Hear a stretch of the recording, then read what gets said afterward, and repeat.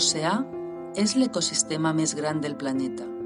El mar és regulador del clima i reservori de biodiversitat, font d'aliments i altres recursos, via de transport, bé cultural i generador de riquesa. D'altra banda, el mar també és amenaça de riscos naturals i, malauradament, abocador de deixalles i residus. El nou número de la revista Mètode aprofundeix en els principals impactes del canvi global en el mar.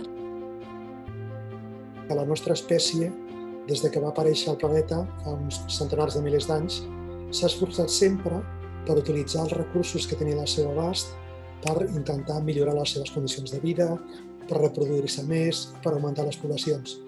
I això hem tingut tant d'èxit que ha arribat un moment en el que hem saturat tot el que podíem utilitzar.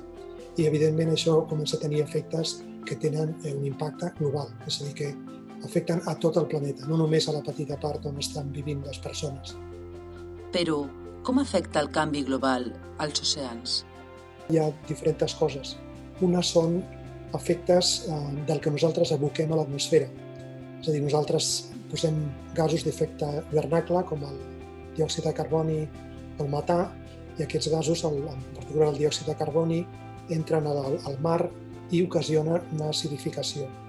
I l'altra cosa és que, degut a que estem escalfant el planeta, doncs les glaceres, els casquets polars a l'Antàrtida i a Groenlàndia es van fonent i van fent que augmenti el nivell del mar.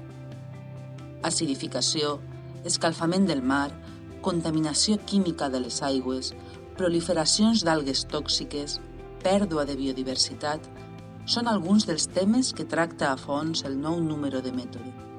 Una advertència de les conseqüències del canvi global en els oceans si no fem res per evitar-ho.